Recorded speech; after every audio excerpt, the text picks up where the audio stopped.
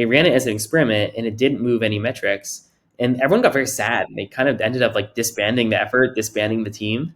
And I looked at it and it was like they ran it for like a few days or a week. It needed to run for like a month and a half. Like it was nowhere close to enough data. Like there was no way you were going to detect anything. Like this is sort of what I was getting at in terms of these failure modes, is that there can be a huge issue where you internalize that something didn't work, but it's really just that you didn't handle all these failure modes, and now bad institutional knowledge had been created. Hello, everyone. Welcome to the Data Scientist Show. Today, we have Sharma. Che was the fourth data scientist at Airbnb. He worked on fraud detection and A/B testing. After that, he joined Webflow as an early employee. In 2021, he became the founder and CEO of Apple, a next-gen A/B experimentation platform designed for modern data and product teams to run more trustworthy and advanced experiments. Their customers include Mural, Twitch, and DraftKings. He studied electrical engineering in college and has a master's degree in statistics from Stanford University. Today, we'll talk about A/B testing best practices, A/B testing for machine learning models, and Che's career journey. If you enjoy the show, subscribe to the channel and give me a 5-star review. Welcome to the show, Che. It's great to be here, Daliana. Excited to chat. Yeah, actually in Amazon, I worked at A/B testing for over 3 years and analyzed hundreds of experiments. So this topic is really close to my heart and I'm excited to get into it. Yeah, I love it. Yeah.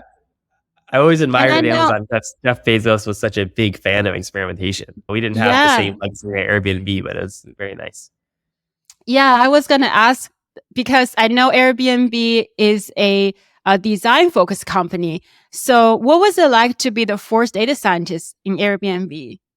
It was awesome. I mean, Airbnb is such a special company. I have so much admiration for that company and for Brian Chesky and everything they've built. Definitely an incredible culture. From a data perspective, it was kind of an interesting environment because on one hand, it's such a fruitful space. Two-sided marketplace is rich with data problems, international two-sided marketplace. But on the other hand, it's a design-led company. And that means the leadership is not kind of naturally leaning towards data as a first-class citizen to decision-making. And so for an early data team, before we had a warehouse, before we had much tech, to solve both the technology, the problems before a Snowflake world, and to also kind of surmount this cultural issue of people not reaching for data, it was a lot to overcome. And a lot of kind of what led me to build Eppo was seeing just how transformative experimentation was for that journey. Like that was for anyone who was there as early as I was, before we started investing in tooling and everything, we all saw it was experimentation that brought data to the mainstream. Yeah. And so what are some interesting results of the experiments or anything counterintuitive you learned through running experimentation there? Yeah. The big thing you realize right away is just how unexpected the outcomes can be. You launch all these things and you think they're all great. You've done so much research. You've done all these focus groups, UX research sessions. It looks so polished, looks beautiful, and it seems so logical. And yet you put it out there and the metrics don't move, or they move the opposite direction that you think. And you really start to learn a lot about, what exactly is your business and what are the drivers of it. One example is when I first joined Airbnb in 2012, we launched this product called Neighborhood Guides. And so the idea was, suppose you're visiting San Francisco and you say you're going to stay in the Mission, you would be shown these like 5-page, 10-page glossy guides of like, here is Tartine Bakery, you should get a morning bun there. Here's the Lotus Park, good place that people love. Give you this kind of guide of what to do in the Mission. And it was this big thing. Brian Chesky thought a lot of it. He got up and did a bunch of PR. There's still press releases today from that era of like all the PR that was done around it because the company was so confident in that product. And then down the road, we did an A/B experiment to see how valuable this thing was. And lo and behold, there was a huge metric lift to remove it altogether, to get it completely out of the product. And it was very instructive because the thing we realized is that we aren't really TripAdvisor. We're not some like content system that monetizes via ads and time on site. We monetize by people making bookings, booking Airbnbs. And a big 10-page glossy photograph guide was a huge distraction. People who would otherwise book are now being sent down this content rabbit hole And then a few minutes in, their coffee is done, their dog starts barking, they got to go do something else, and they're gone. And that booking is gone. So that was a very instructive thing. And then on the positive side, there were some experiments which are examples of great product thinking, such as we started demoting the Airbnb hosts who were not being great on the marketplace. For example, they would just reject everyone. They would sit up there with attractive looking listings, but they would always just reject everyone or cause a lot of friction to book. We started steadily demoting them in the ranking and eventually removing them altogether. And that was a huge lift in bookings. For guests to be able to go on the marketplace and only see hosts who actively are going to say yes a lot, that was a huge lift. A ton of bookings came from that. And the kind of even more fun one is probably my favorite one because it just demonstrates why infrastructure is so important. When I was there 5 years, 2012 to 2017, by far and away, the biggest impact was making it so that when you click on an Airbnb listing, it opens in a new tab. And that one little thing boosted bookings more than anything else. And it's funny because it seems so obvious in retrospect, but I tell you, the design team hated it. And a design-led company was not so easy to make happen, but you give an experiment infrastructure that lets anyone try stuff out, and then you show the metrics, and it just gets very hard to fight. So that was 3 different big nets. Yeah, I love the stories because I remember when I was at Amazon, I've seen the experiments when you do some small changes on the font, it can generate thousands of dollars, I think hundreds of millions of increase, something you don't understand. And then if you look at all the experiments, less than 50%, probably even fewer got launched. That means most of the times our product intuitions are wrong. So for example, opening a new tab, it's interesting. I'm booking Airbnb right now. I really love this feature, but I also have 200 tabs open right now.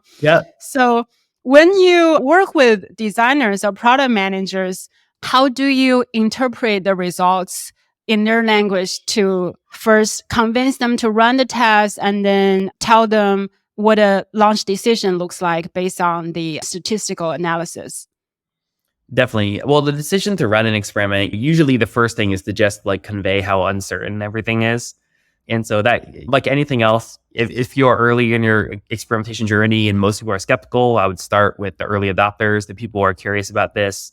Usually it's an AI team or a growth team are the ones who run experiments before anyone else for a variety of reasons we can get into. But suppose the company runs a lot of experiments, it's already established, and you're trying to get some new employees on board. A great thing to talk about is previous experiments you've run, kind of unintuitive answers you've seen. It can be from previous jobs as well, kind of just show them how this stuff works. And then just say, look, all we're going to do is do the same amount of work, but just wrap it in this experiment. And then we'll have so much learning to talk about on the other side. In terms of how to interpret it and make decisions, there's a lot to go into there. And it gets into just, what are you trying to accomplish? Why are we even doing this product? What are you hoping to happen? Getting people to clarify that can be one of those sneaky benefits of running experimentation programs is just to enhance the rigor of your thinking.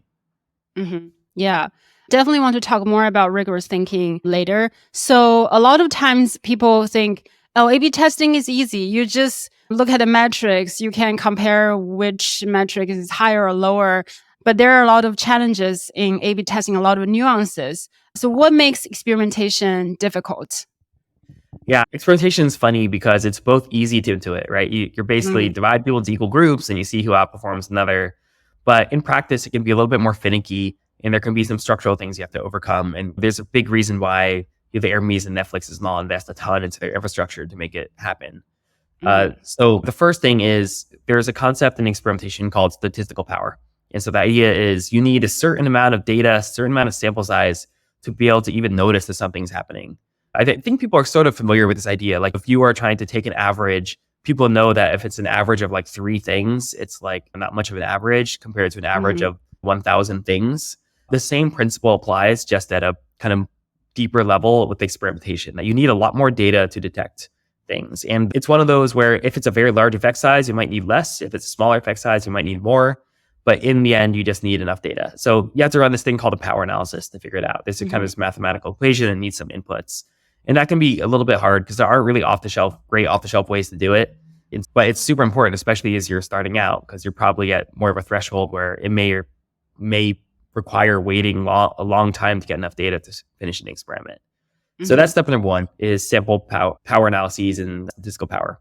Another thing is when you are randomizing into 50-50 groups, how are you doing it? And is it a robust way? For example, you might think it's 50-50, but it's actually like 51%, 49%. It's slightly different. And it might seem like this trivial thing, but I tell you, every time there's been a meaningful difference in the splits, it's usually due to an actual issue where that 1% is a highly biased type, like your low latency users or your users on certain app versions that are broken or something like that. And so you have to run this thing called a sample ratio mismatch test to figure out, are the slight deviations from your expected randomization, is that due to chance or is that due to a real issue to look into? And then when you get into the actual implementation, one of the things that happens reliably as you start running experiments is you quickly realize your execution chops. For example, like once you get to a point you're running experiments, there's a lot of different use cases, a lot of different settings and contexts that people are using your app. And it might be wildly successful on some, but failing on others. For example, at Airbnb, we found all the time that we'd launch these experiments, which would look generally pretty positive, but they would be failing on Internet Explorer. Because at that stage, Internet Explorer had a bunch of issues, especially the older versions. Or it might be working everywhere except for East Asia because of how you handle time zones and stuff like that. So you'll quickly realize the diversity of your user base in the use cases. And that'll be something where it's not that the idea was bad, it's that you haven't really executed for the diversity that your application is serving. There's a lot more to that in terms of like using statistics properly. Like a lot of times people use very simple statistical methods like t-tests and Bayesian methods, which are kind of these fixed sample size tests, which are easy to implement. They have off-the-shelf tools for it, but they actually require some pretty strict adherence. You cannot stop experiments early. You're theoretically not even supposed to look at them until it's done. In practice, that's a very hard rule to follow in an org where you're collaborating with business users. And so if you want to avoid the sort of false positive rate, like inflations that happen with it, then you end up needing to you need to follow the principles very closely. So in the end, there's quite a lot of things. I think I'm only like a third of the way through the list of potential failure modes of an experiment. Yeah. But this is the goal of infrastructure, is to take care of a lot of that for you and make sure you don't have to know what you don't know. Yeah. And data scientists, especially data scientists working on product and growth, is in an interesting position because a lot of times they don't report to a data science manager. They report to a product manager or they report to engineering manager, especially when they just join a new company or new team. Some data science find it challenging to influence their teammates to set up the best practices. So what are some advice on set up experimentation best practices? Yeah, well, I think a starting point is to always realize that any effort is done by a collection of humans. And so your ability to get people on the same page is going to lean on the strength of your relationships. So like anything else you do in the data world, there's basically no way to underinvest in human relationships. So start there. Then the second thing is we have to bring people along. The good news is that there's quite a lot of technical content out there on experimentation and statistics. Airbnb, Netflix, Amazon Booking, everyone's writing quite a lot about it, and people look up to those brands. So that's another good way to look at it. We publish quite a lot of technical content as well for this purpose, to arm people as they navigate their org, to be able to get people on the same page with some of these concepts. And then a big part is setting expectations. There can be a bit of a whiplash of going from a world where you just kind of ship everything and throw it over the wall to one where you're carefully measuring it in a follow-up, and that measurement might show that it was a wild success they thought it was. It can be good for people to just understand what is going to come after and understand that the first launch might not be the wild success and there might be some follow-ups. And then the last mode, this is probably the thing I see most often messed up among companies. They start running experiments and they immediately want to take big swings. They want to go after the most public thing, the most visible, highly contentious project, because that's the one that ends up having the most doubt, where people want to make sure it works. And that can be a bit of failure mode. I think of all the things I just said before about why an experiment might fail that has nothing to do with the idea. The worst thing as a practice is if you do this big political fight to get people to run experiments, and then you just end up in this cloud of doubt about, did we even run the experiment properly? So I instead say it's better to run a lot of small, lightweight experiments first. Build the muscle. Build it on low stakes stuff. Build it on stuff that people understand and might not move a metric or not.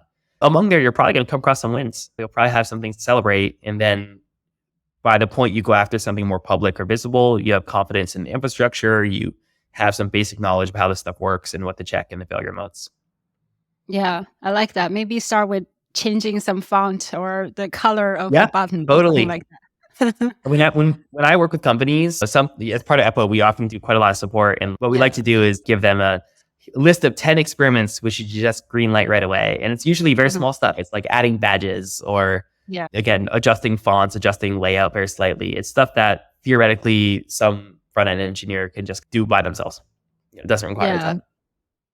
Yeah.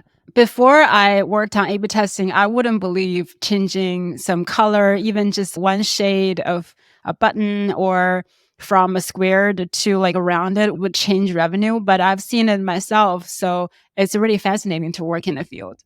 Totally. I mean, every company's got crazy stories like that. I know I Yeah. wasn't at Microsoft and working on Bing, but I had heard that Bing is something that's in Ronnie Kohavi's book. But like in Yeah. Bing, it turns out if you like take the sort of text that's part of in what the ad is going to say and you have it like wrap around instead of dot dot dot Hmm. or something like that, then it was like a 10% boost in revenue. It was some like absurd amount. Yeah. And so these small changes can lead to big effects. The one thing I would say is that when we say button colors and font changes, I think people just Hmm. sort of roll their eyes and be like, what are we Yeah. even doing here?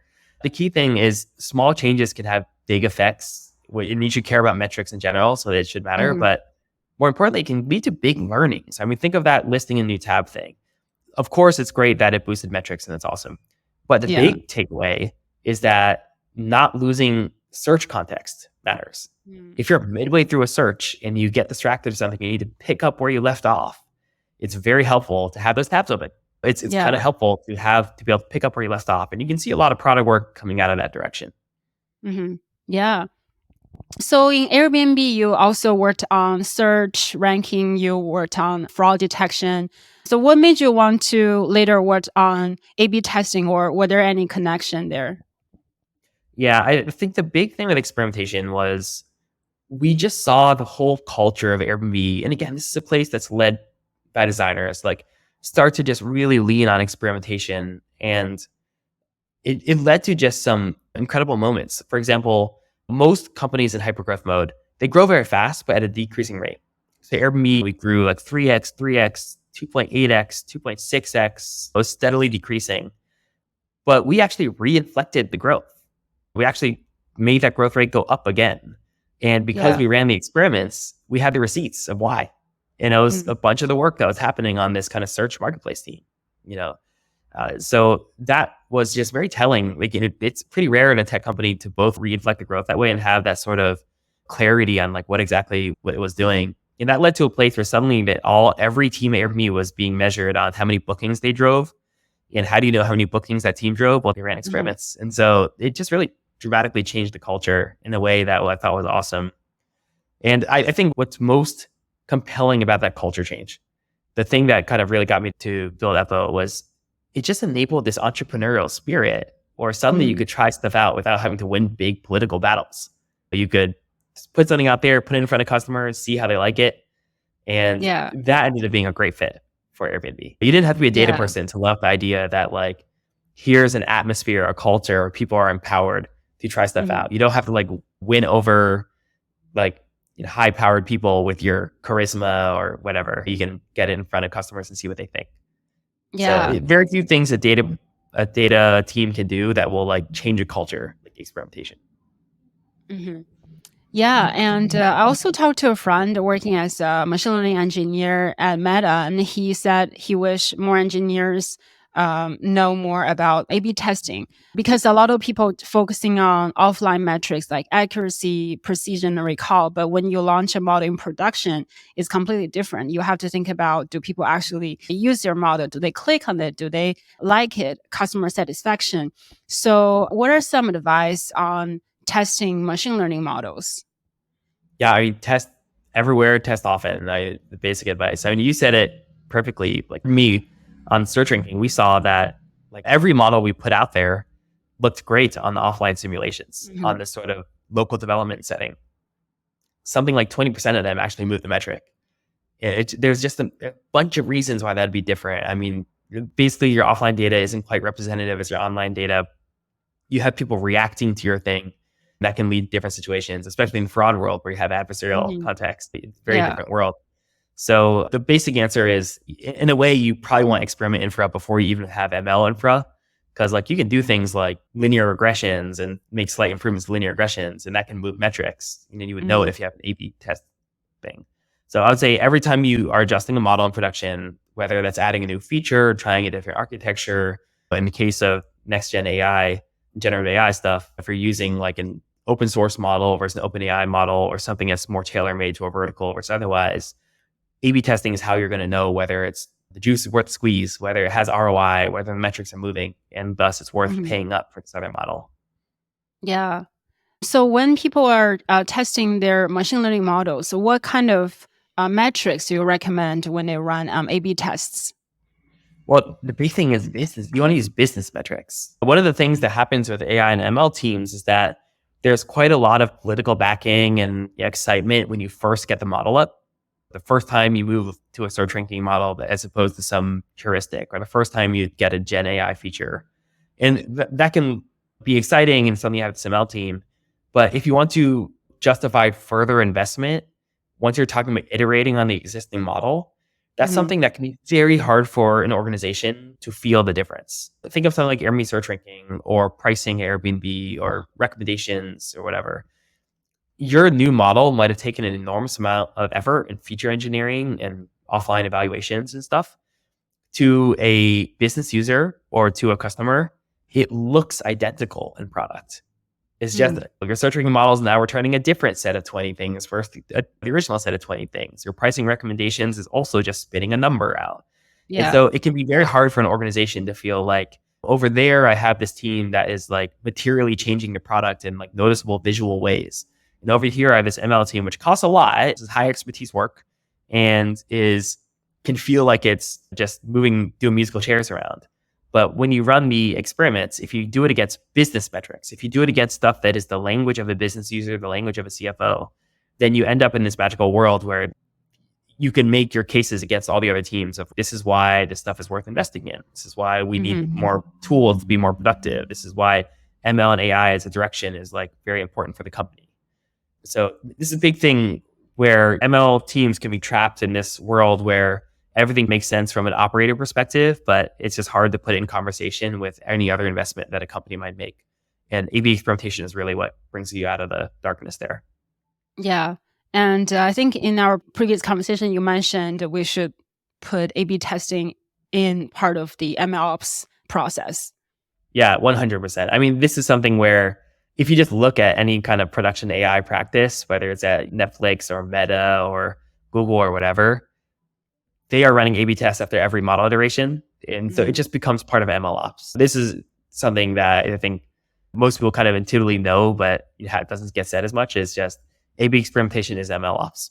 It's just the last stage of a model's lifecycle, from data set curation to offline training, offline evaluation, and then production eval, aka A/B experiments. Yeah, and you learn so much about your customer that helps you build better model and collect better data as well. So after Airbnb, you become an early employee in another company again. What made you want to make the change? Yeah, I really loved that kind of 100, 200 person stage. Airbnb, when I joined, was 200 people or so. And by the time I left, it was like 5,000 or so. It was just so big. It was very, very big. So it's just a different world. And so I feel like I had learned a lot about what can a data team do to drive impact quickly. And I was excited to try it out again at different places. So I did some consulting, worked at some places, and then eventually went to Webflow. I was the second data scientist there. And that was cool because it was a SaaS business. Airbnb was an transaction marketplace and going to a SaaS business. And one of the things you learn as a data team is that your job and the makeup of your team changes by the business model. SaaS metrics are very different than marketplace metrics. Marketing-led growth is different than product-led growth. And so it was cool to bring that playbook into a different setting. And I ended up rebuilding the same Airbnb experimentation infrastructure there. And that was definitely taught me a lot about kind of 0 to 1 on that type of infra. And I was supporting the marketing arm quite a lot for lifecycle metrics and optimizing a lot of their campaigns. Oh, nice. So for folks who are not really familiar with marketplace business versus SaaS business, Can you give us some examples? In terms of metrics, what kind of metrics do you use for those type of businesses? Totally. So marketplaces are typically the one metric that rules them all is transactions, marketplace clearing. In the case of Airbnb, it's like people making a booking. In the case of eBay, people making a purchase. Marketplaces, they usually monetize some fee off a transaction, and that ends up being the main metrics you want to lift. And that has really nice properties because many marketplaces clear fairly fast. So your metrics bear fruit very quickly. They align customer goals with company goals very well. So you can nakedly pursue that metric and know that you're also helping the customer for the most part. And so from a data team's perspective, it's sort of on easy mode in my mind, because like your value system of establishing a data empirical based value system of saying we care about this metric going up and thus we should do all these things is very easy in the marketplace. Once you get to a SaaS company, typically the most important metric is ARR, annual recurring revenue, number of subscriptions, that sort of stuff. And so Webflow was a kind of monthly subscription, swipe a credit card type of deal. And it's great as a business model because recurring subscription money is a nice stable thing. You can grow nice businesses and it's very easy to turn into some large outcomes. But as a data team, it can be a little challenging because a customer's desire, like signing up for a subscription that they don't end up canceling, is only correlated with customers benefiting from using the product. So in the case of Webflow, like the reason people use Webflow is to make a website. And so I was establishing a lot of metrics around, did someone get a website up and running that was getting traffic? Because that actually fulfilled the promise of Webflow. And if someone upgraded their subscription, but they did not get a website live, they tended to churn over time. Like it's very rare that they actually continued staying subscribed. So you could get some money from them, but that wasn't the customer value thing. And so that was the pivot. And making these types of metrics and figuring out what represents customer value when the money metric is only correlated, that's a bit of a challenge for the data team. It's a very interesting challenge. I think I have a lot of thoughts on how someone might go about it, but a very different mode than a marketplace business. Yeah. Thanks for sharing that. And you're the second data scientist. So how do you scale experimentation there? Yeah, that was much, much more challenging. So at Airbnb, we had a couple of benefits. One, that there was a lot of just straight up PhDs like lying around. They're very high expertise people and who are used to statistical methods and probabilistic uncertainty and stuff like that. And even if they weren't, there's a lot of engineers who came from Facebook or came from Google or something. And so even without a lot of prior experimentation having happened, there was still just a lot of latent desire for it. And people understood just how to do it. In contrast, at Webflow, I'm pretty sure I was the first person there who had any experimentation background. And so there was a huge education gap. There were no PhDs lying around. There was no kind of big growth culture or AI culture or anything like that to work off of. And so we were standing up the growth team, running these first sets of experiments. And so I built the Airbnb system there. I learned a lot about kind of what extends, what doesn't. The good news is that core architecture extends to SaaS businesses, which is awesome. But the problem I ran into was all the support, all of the questions of how do I interpret this thing? Did I set it up properly? How long do I run it? How do I interpret these stats? And so I started really entering into my head that a great experimentation infrastructure would not just deliver capabilities, it would deliver confidence. It would deliver like a feeling like I know what to make of this and I trust it. And so that's really what's kind of I've built into Eppo, is to say, how can you have the Airbnb culture without having to hire all those PhDs? You have a system that not only has all the power of the Airbnb system, but it have a lot of very intentional design so that you as a business user kind of know, should I trust this report? Is it ready to read? And if it's ready to read, how should I make a decision? Yeah. I can really resonate with the confidence part, because when I was at Amazon, we have a tool. It shows the direction. I think it shows some information how to interpret the results.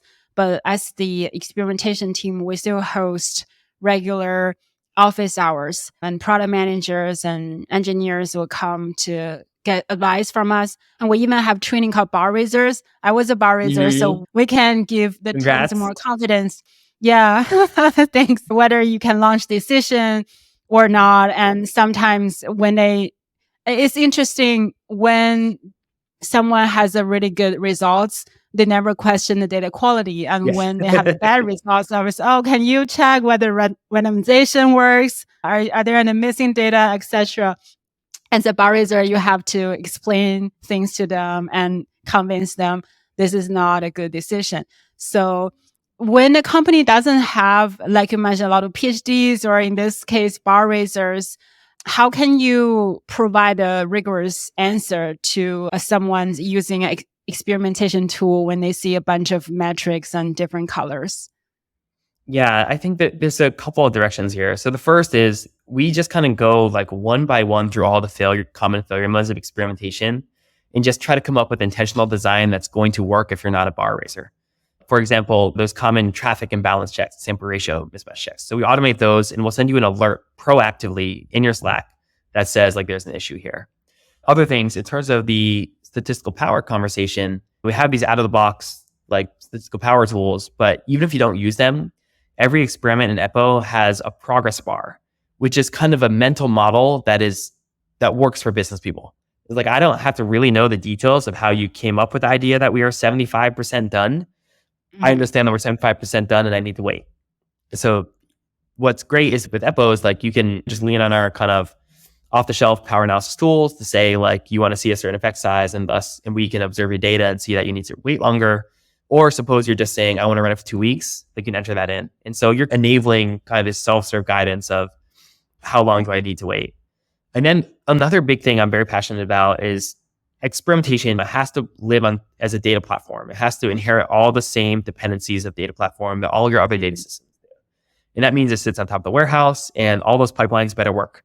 Now, as you and I both know, especially in a kind of any company, but especially startups, the data pipelines often don't work. Sometimes they break, Yeah. and sometimes there's like data deviations, data movement, data drift. And so we take that stuff seriously. So a lot of experimentation tools will wipe their hands of it and say it's part of some other system's fault. We basically build in some lightweight observability tools and anomaly detection tools into EPO to say like, we have not noticed any data in the past few days. Read the report. It's not ready. You need to fix the pipeline. Or there's some Yeah. kind of anomaly under the hood. Other things that I've seen people get tripped up on are outliers. Every business I've ever worked in has outliers, all of them. Yeah. And so these are these data points that are like many deviations from the mean in a way that's anomalous. Another way of saying it is, I don't know if your listeners have listened to The Black Swan by Nassim Taleb. Yeah. The general gist is the most distributions in the real world are follow power laws, which have really heavy tails and lead to these crazy outliers that will sway an entire experiment. So just the removal of that data point will actually completely change your interpretation of the entire experiment. And so Yeah. this is something that happened at Webflow, happened at Airbnb. And what we do is we out of the box will Windsorrize things, kind of clip it at the 99.9th percentile and just kind of take away these like incredibly impactful outliers by just kind of capping the value. And then we use a statistical method called Cupid, which has a lot of benefits in terms of speeding up experiments, but it also helps with this outlier problem. And so there's a long list of stuff, but what we try to say is like experimentation is a collaboration of engineering, business users, and data. What is data's responsibility is to supply the correct data and the correct definitions. So we create a kind of a metric library type of experience where data people can input the correct definitions and maintain them easily, govern them as the company grows. For engineers, they are setting up these experiments with SDKs, and hopefully you're enabling in your company engineers to run experiments end to end all on their own. And so they need to be able to navigate systems and make decisions even without stats degrees. And then business users, they're usually socializing and stuff all around the org. They want to celebrate their team's accomplishments and they want to explain their learnings. So they need interfaces that not only that they understand, not only that this PM understands, but that PM can communicate to others, can put up on the board in the middle of the product meeting and have everyone get the right takeaway. So a long sequence of failure modes that we try to mitigate, be proactively and communicate around, while also enabling each member of this collaboration to do their best, most powerful work. Yeah. And I like that in Apple, you have a split by feature where you can filter the samples and dive deeper into one segment and see the impact on new users and old users.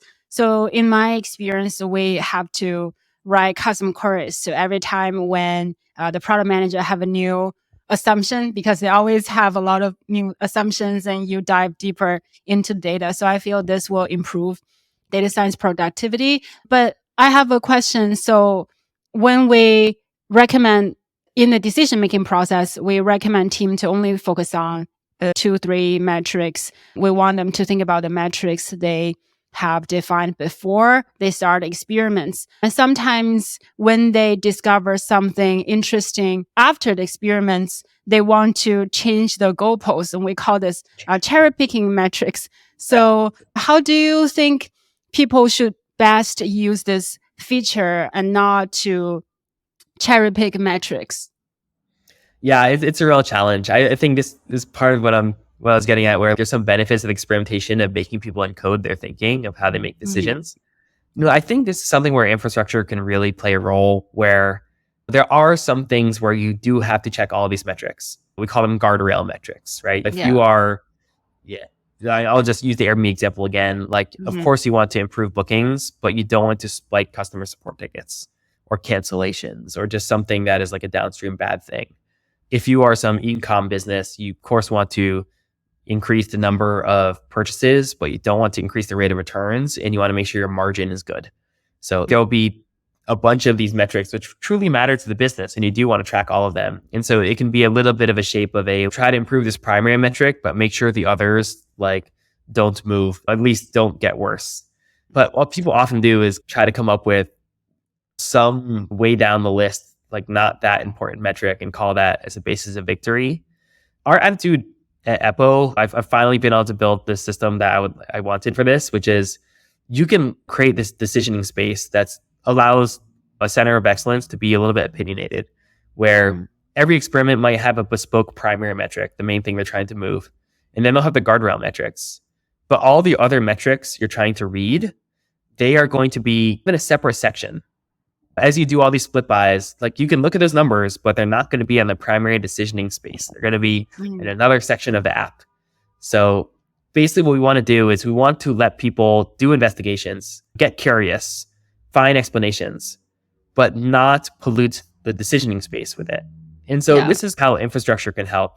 But of course, this is also a cultural organizational problem. And I think as an org, if you sit down and say, here's generally how we think experimentation decisions should go, and you socialize, that can be a good way to enforce some systemic rigor, some idea of here's our opinion about how experiments should be done. And so we very much encourage both infra to do its job and organizations to also be somewhat opinionated about what they want in their decisioning process. Yeah, I like that. So using this feature slip by to dive deeper into your current experimentation, to get curious, learn something, it can help you form new assumptions. And then with a new assumption, you can run a new experiment to test it separately, but not pollute your current analysis. Exactly. And it's especially true once you're socializing and stuff around the org, you're sending it to your chief product officer or something. Like that's where you can see some shenanigans, right? That's where people just sneak in all sorts of stories.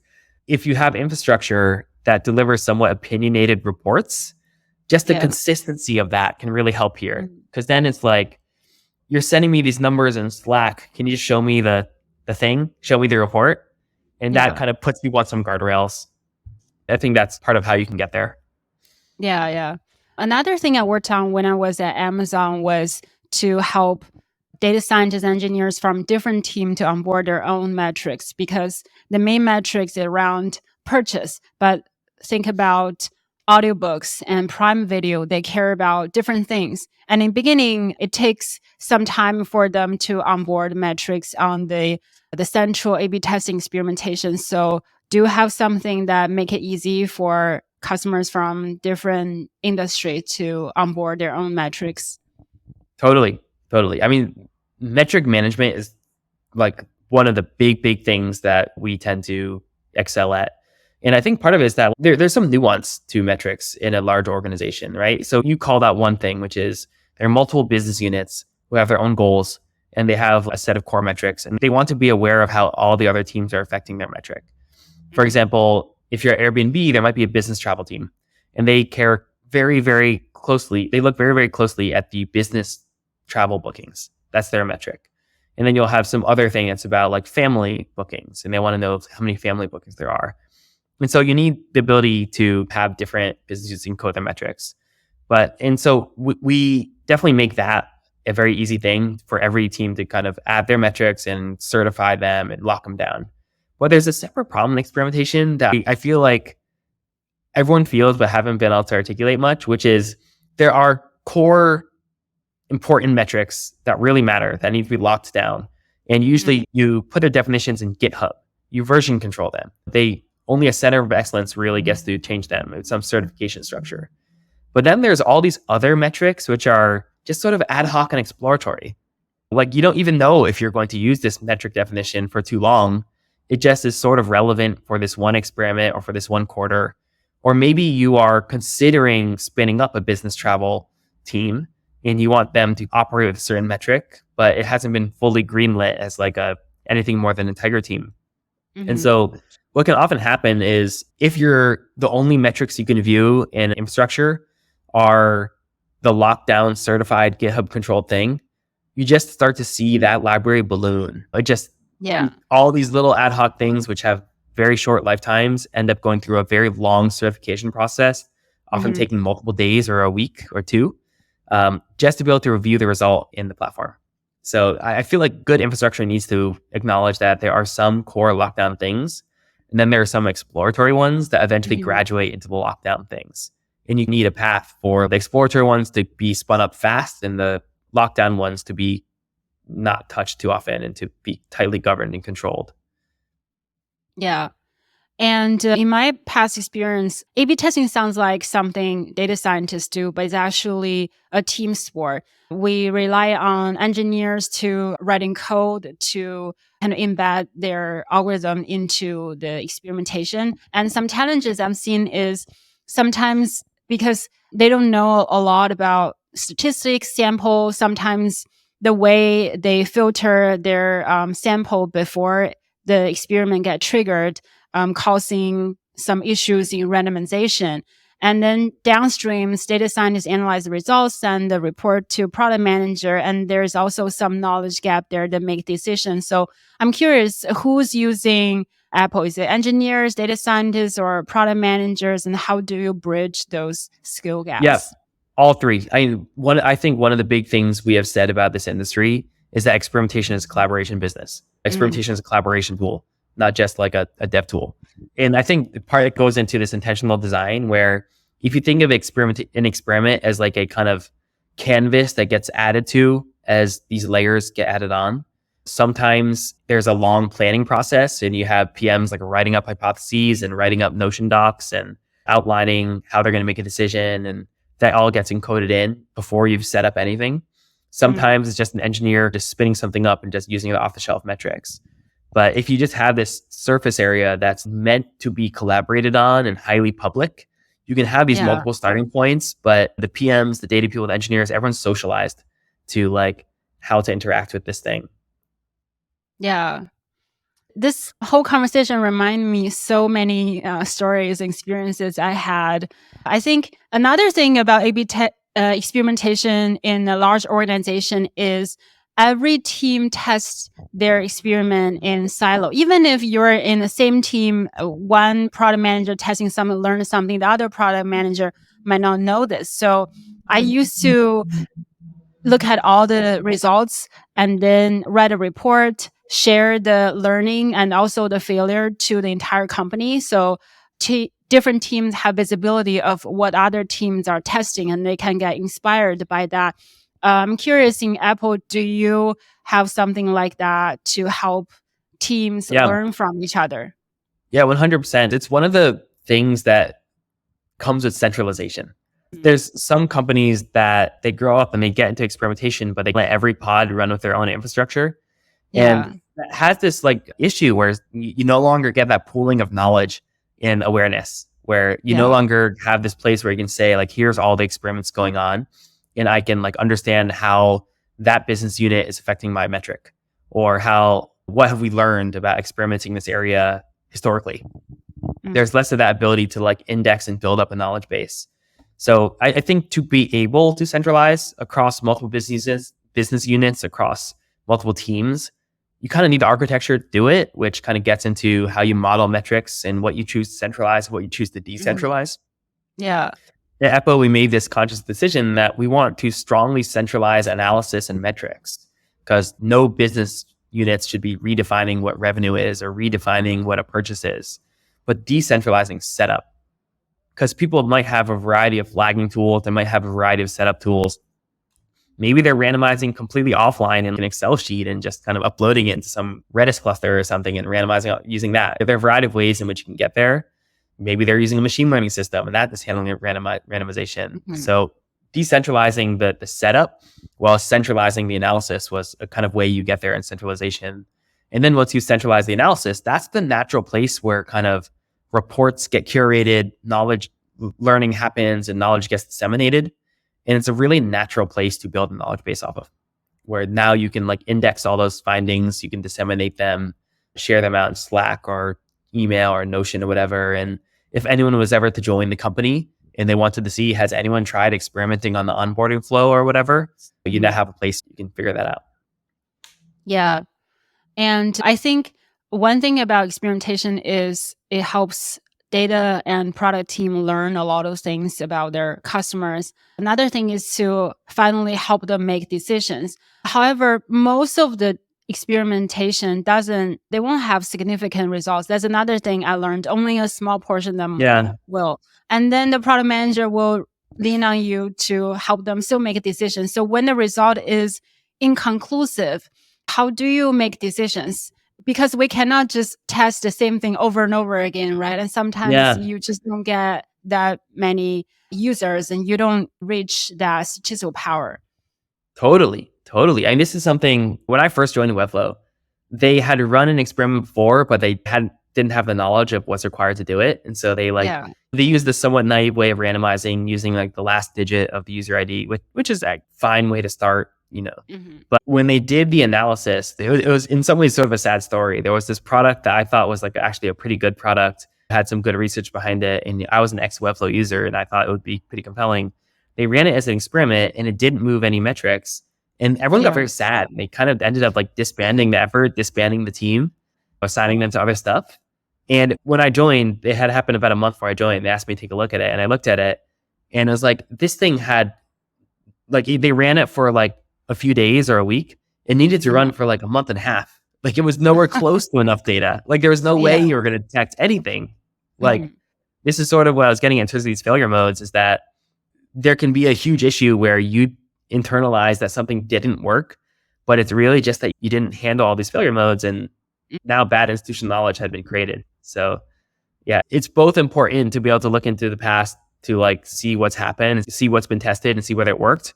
But it's also important that if your infrastructure is good, you can introspect, was it even a good experiment? Was it set up properly? Like what were, not just that you tested on the onboarding flow, but what were the screenshots of what you put in there? And was that actually well-founded? So yeah, this is a big part of what a good kind of knowledge generating system should be doing. Yeah. And I think you mentioned something very interesting. The experiment was terminated too early. And I know some companies want to have a holdout set to test a long-term effect. I think there's the pros and cons of it, because if you're testing a customer online behavior, sometimes people clear their cookies or different type of logins, maybe share accounts. So what do you think about running those long-term experiments, having a holdout set? Yeah, it's a great topic. I'm a big believer in holdouts. They're a great gold standard for understanding a program's entire set of effects. So if you launch like 10 experiments and you want to see what is the total additive effect, these holdouts are great for that. They're really good for understanding a team's entire impact. But the problem is that only a few companies are really going to be able to accomplish them, and it has very little to do with the infrastructure. Like Epo, we can help people set up holdouts. We have a holdout feature. But the problem that happens is, one, if you don't have large data volume and you do some sort of 1% holdout or something, or like 2.5% holdout, like that is just not going to add up to a lot of data in the end. Yeah. Like, it's just going to be so small that you're not really going to detect anything. The second problem is what you're mentioning, where like holdouts basically don't work on cookie-based assignments.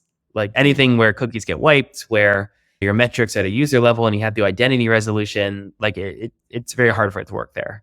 And then the third problem is that holdouts, if you're going to have some version of your code that's going to be kept aside for a long stretch of time, that's a lot of feature flags you're keeping open. And it can be very hard to kind of cast a version of the application in Amber and have it still work bug free. Yeah. Because no use of doing a comparison if like that version of the application is just has bugs in it. And so that can be very hard for a team to accomplish. You see some of the larger organizations like Meta who like are very config driven in their development and everything. Like they are able to do these holdouts, but for a lot of other companies, it can be hard to accomplish. So we encourage people to use holdouts if they are ready to get a large engineering effort on board to do it. But if you are unable to do it, there's some other options of how you might get similar goals accomplished. Mm-hmm. Yeah. So have holdouts is good to measure long-term effects. And for short-term effects, I know some companies and teams are running multi-arm bandit testing. So how do you decide when to run A/B tests versus MAB? Yeah, bandits are super interesting. So for anyone in your audience who doesn't know what a multi-arm bandit are, the gist is an A/B test, you keep these even splits, like 50-50 for a month, and then you're going to make a decision and launch one of them. With a multi-arm bandit, you automate the decision making such that suppose a week into the test, you notice that one of the variations are doing better than the other. You start shifting traffic to the winner. And then so long as that winner keeps winning, you continue to shift the traffic over there. And so it has this nice benefit that you can start reaping the rewards earlier. So you don't have to wait the 1 month to start pushing treatments to the winner. It also has this benefit in that it's sort of automated. In a world where people feel uncomfortable with making decisions on experiments, it feels like this get the humans out of it sort of thing. But the problem is that bandits in practice are actually very finicky.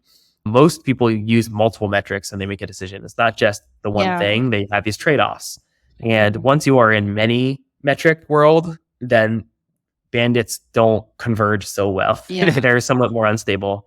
And then the other issue is that they're not really optimal for the business other than a few certain situations. For example, another way to think about A/B tests is that they're an explore and exploit process. You are maximally exploring for the 1 month in which you're doing 50-50, and then you're going to exploit it indefinitely. Forever forward, you're going to use that winner and get all the metrics improved. A bandit is basically saying we want to start exploiting during the exploration phase. And that's important if in certain circumstances where there's a big time opportunity cost. For example, if you have a Black Friday deal, there's no benefit to your winner after Black Friday. Once Black Friday is come and gone, it doesn't matter what was the winner because all your benefits are up until then. Another thing would be a news headline. Suppose you have 3 sets of copy for a news headline. Once that news is passé, the World Cup or something, and World Cup's done, then there are no more benefits of that news, more optimal news headline. And so those are circumstances for which bandits are great. They're really good because you want to start reaping your rewards with enough time to benefit from them. But the vast majority of testing out there is not of that shape. It's actually something where you can reap the rewards of the winner for indefinitely. And in that case, it's just much better to do the explorer stage optimally. And 50-50 splits are way better than anything else for the explorer stage. Yeah. And now a lot of people are talking about AI, large language models. So what does AI mean for data scientists? I think it means an incredible amount for us. For a variety of reasons. One is that data folks kind of are naturally positioned to be able to be a big part of making those products. These are, even though a lot of the foundational models are kind of giving you a lot off the shelf, the type of data you're feeding into them, if you do any amount of local training or is kind of a data process that you're going to be naturally part of. But the second big thing is that AI, we talked about machine learning before and why people run so many experiments, why AI experimentation is part of the MLOps workflow. The same thing is true of AI products, where the second you put an AI product out there, you're going to start running a lot of A/B experiments and you're going to start driving a very metrics-oriented point of view. So suddenly you're going to start deciding that products are successful by whether they move these metrics or not, which naturally makes a lot of people reach out to the data team for consultation, for investment, for advice. And once metrics are a key part of decision making, then suddenly it's worth investing in data quality. It's worth investing in data scientist productivity. A lot of stuff comes out of that. So it's going to mean quite a lot. And if I'm to really prognosticate into the future, put on my tinfoil hat, so to speak, I think this is going to do a lot for data teams at an even deeper level where the things we have noticed so far about Gen AI, it's early days, but the things we've noticed so far is that we are going to speed up the process of ideation because ChatGPT is very good at brainstorms. It's very good at generating ideas. If you want to just spit out 10 ideas, you can just ask ChatGPT, it'll do it. We are also going to speed up the development of creative assets. Suddenly, you can just ask Runway to give you like 100 different creative assets along with you. And you have 100 different things to evaluate. And we're also going to see the speed of software development rapidly speed up because GitHub Copilot is going to enable people to develop much more quickly and for kind of people with less sophisticated software backgrounds to do some amount of programming. And so in every which way, we're going to start to see just the cost of implementing ideas go to zero, just go down tremendously. And if the cost of implementing ideas goes down a ton, then the bottleneck becomes evaluating ideas. How do you pick the winners of them? If you have 100 creative assets, which one's the winner? If you have 5 different potential growth experiments going out, like which ones are driving value and which ones are actively detrimental? This again just pushes on the data team because that when we're talking about evaluation, that is basically what the data team lives for. Yeah. And I think now I hear two voices. One is people saying, oh, data scientists are going to be out of their jobs because of AI tools. And then there's another voice saying with different new tools, there are different problems to solve. There are new opportunities, and you still need data scientists to customize solution, define the business problem. So what's your take on this? It's hard to say exactly where tools and people are going to jump into here. But I do believe that data as an evaluation process is going to be a much bigger thing. Now, it's true. I think we are going to see some AI tools that are going to make it that maybe you're not typing SQL very much. Maybe you're leaning on some other tools to actually generate these queries. But one of the things is that I think across the board, we might see leaner teams, but the magnitude, the importance of the function is just going to increase. Yeah. Maybe we have leaner team, but there are more data teams because we don't have the barrier to entry anymore. It's so easy to set it up because there's always things to measure. Totally. Because one of the things that I don't want to ever say AI will never be able to do this, but something I think that AI will struggle with is defining correct canonical metrics. Because if you think of what does it take to do the entire transformations to come up with what exactly is an Airbnb booking confirmation, it's a lot of very bespoke local stuff, right? AI is very good at taking general knowledge and applying it, stuff that's out there on the internet. If it's something like this particular code base and the history of this code base, and especially code across services, so it's not even in one code base, had a bunch of very bespoke decisions that created weird artifacts that have to be untangled by your data engineers. Right. That is something I think AI might have trouble with. And that's something where I think for a long time, data teams will be doing. Now, everything from the moment of creating canonical tables, clean artifacts that can be reused, that is something where I think tools and AI will plug into. Least of all, Epo. A big part of what we're doing is sitting on top of those artifacts and giving you an experimentation culture. So I see data teams becoming more and more in the weeds on developing clean artifacts and more consultative, high-level consultative on everything that follows. Yeah. So you worked at 2 companies in their early stage when you were a data scientist, and I'm sure you worked with engineers, leaders, product leaders. So you're not just doing data science, you have to communicate and sell your solutions.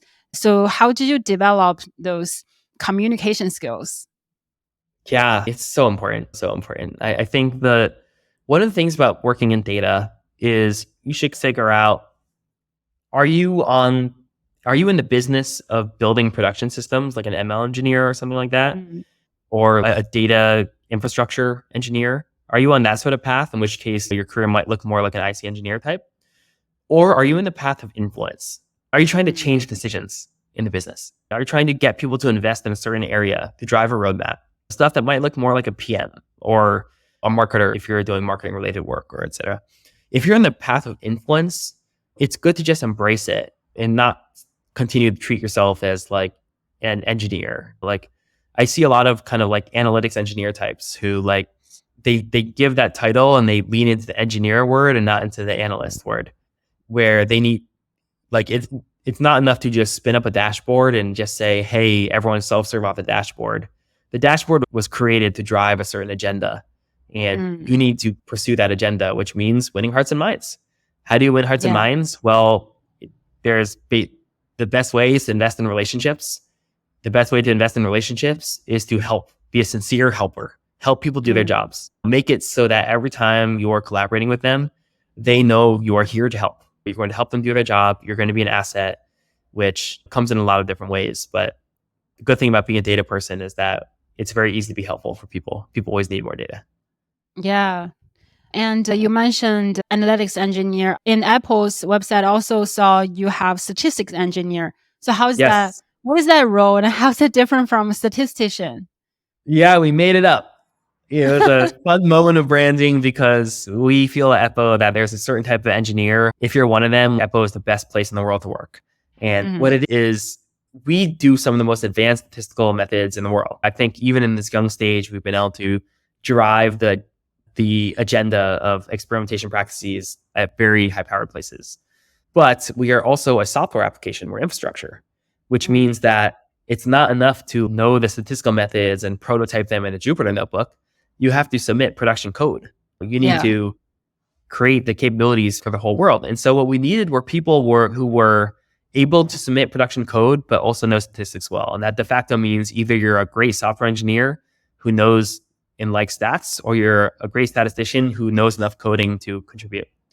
In a way, I feel like it's a bit of a throwback when data Mm. science first emerged at places like LinkedIn and Facebook and places like that. It had a whole lot of people who like knew stats, but were fundamentally still engineers. I feel like as the tooling got better and we didn't have to like manually write MapReduce jobs in Java or whatever, and it became something more SQL oriented, it started to become more data analyst oriented, which is good because, again, if you want to drive a roadmap and an agenda, that's a different skill set. But this is a bit of a throwback to the old world of data science, of saying like, what are the people who are great at building and also deeply understand the methods? Because yeah, if you're one of those people, like Eppo is just an incredible place for you. Yeah. And so you joined 2 early stage startups. So how do you know they're going to be successful later? Were you lucky or did you have a strategy? Yeah, Airbnb was definitely luck. That one was, I was early in my career, so I didn't know too much about how to evaluate companies, much less something that turned into like the behemoth that it became. It's a funny story about Airbnb. Part of the reason I joined is I had a friend who worked there and we were going to meet up at a bar in San Francisco. Yeah. And so I thought I was just meeting him. So I just showed up there and then he shows up on a bus that has been decorated in themes like the Beatles. It's called the Magical Mystery Bus. Mhm. And he comes off of it with all of Airbnb into this bar, and everyone's just in this ridiculous mood and just basically takes over the bar. And it was just like Airbnb was such a special culture. It was so adventurous and quirky and weird and Yeah. just like very empathetic and fun. And so just hearing the culture and then hearing about the problems, at that point, Airbnb had just gotten big enough where fraudsters were coming after them, which is, a big Mhm. moment of becoming big league. And so they needed someone who could create all these machine learning models to predict fraud. And so it was a nice moment, a cool technical problem, and a great culture. And so I joined it and then became to realize how powerful it is to work in the travel industry, to work at a place that has big international network effects and is asset Yeah. light and all these benefits. Now, joining other startups, I think if you were to join now, I think the big thing you have to figure out is, are you joining a company that has product market fit or not? If it doesn't have product market fit, And I'm kind of paraphrasing the founder of Posthog, who I admire, who for his tweets about this. But if a company does not have a product market fit, they should be keeping pretty lean, being exploratory, getting their way to product market fit with a small, tight team that is capital efficient. Once you are at product market fit, that is when you can be somewhat more aggressive and pursue a growth strategy. And that is about seizing as much of the market as you can. And so when you look at these companies, you have to one, figure out where they are in their journey. If they do have product market fit, then you better figure out what is the size of the market they're operating under? How big can this thing be? And kind of what is my role in it? So that's some kind of simple things about how to evaluate companies. Yeah, thanks for sharing that. And when you think about your previous experiences, what are some mistakes you made in your career? Let's see. I think part of things in my career was that early on in Airbnb, I came there and I was having a lot of fun and working on some of these problems. But there was probably much more I could have done to try to rise up management tracks. I think, for example, in the data world, I think there's this kind of issue where there's not really such a thing as a principal IC data scientist. It's not like engineering in that way. Yeah. And so to kind of rise up a data team usually involves embracing management to some extent. And so I was actively against managing at that stage. I was I really don't want it. So I think that was probably a mistake in retrospect, is I should have just embraced that as a career possibility. Besides that, it's hard to really phrase anything as a mistake, because I think the one thing I've done pretty successfully in my career is that when I know something's not working, I tend to move off very pretty quickly. And that can be whether it's a team internally in a company or whether it's the company itself. And so long as you are moving off of your mistakes quickly, it's hard to really call them mistakes. Yeah. What was the important feedback you got? Could be someone you work with, or a manager, or your current employee. Yeah, I think some types of feedback I got, a lot of it was stuff that can seem small at the time, but turn into a much bigger thing down the road. For example, when I was at Airbnb, I was kind of working on this side project called the Knowledge Repo. And it was this kind of collaborative notebook tool. There was a way to take the sort of Jupyter notebooks and R markdowns and add a peer review process on top of it and render it in a web app so that it became a knowledge base. And I got encouragement from my manager to write about it, do a blog post, and eventually to open source it. And it's the sort of thing, it doesn't really rise you up any sort of career track, because there's no Airbnb bookings outcome that comes out of it. But it ended up being huge for my career. I think one of the most underrated things people can do is just write more about your job in public, in blogs, because all sorts of opportunities can find you when you write about topics that you know well, that you become an expert in. And then, of course, open sourcing a tool that has since gone on to have this incredible lifetime was a really big thing. A similar thing happened at Airbnb. We, like many other companies, are logging events. Our event streams had a lot of dirtiness and they would break all the time, and it caused a bunch of nightmares for everyone in the data world. I was kind of poking around the edges of this project that was trying to essentially create what we now call data contracts. Things that are you develop a schema of what a good event looks like. And if some engineer breaks the schema in their local development, it would break the build. It would actually stop it. And so that was another place where a manager encouraged me. This actually would be really impactful if it became a thing. And so I started investing a lot in that and became part of that team. So it was kind of nudges from managers that of the various things you're poking around, here's one that might be really important to you or really important to Airbnb. That was really good guidance. Yeah, thanks for sharing that. And it's interesting, you mentioned previously you were very against about becoming a manager, and now you're a CEO of a company. I know, right? How life changes. How life changes. Yeah. So how did you handle this change? It's been a big learning process. At this point, I'm older and wiser, right? I was 22 or something when I first joined Airbnb. So there's part of it is just having the reps of having managed a bunch of people by now. Yeah. So I think that's a lot easier. But I think there's a lot of just, if you treat being a good manager not like just something you just read a book and you're done, and it's just an ongoing craft of improving every day, then you can kind of make progress towards doing something that makes sure your reports are having fulfilling careers, that they experience growth, they're satisfied, they feel fulfilled. Are you hiring right now? we are definitely hiring. So we are firmly in a hot market where we're kind of in a pole position to accomplish everything we need to accomplish. So we are hiring sales reps, we're hiring engineers, we're hiring designers, pretty much across the board.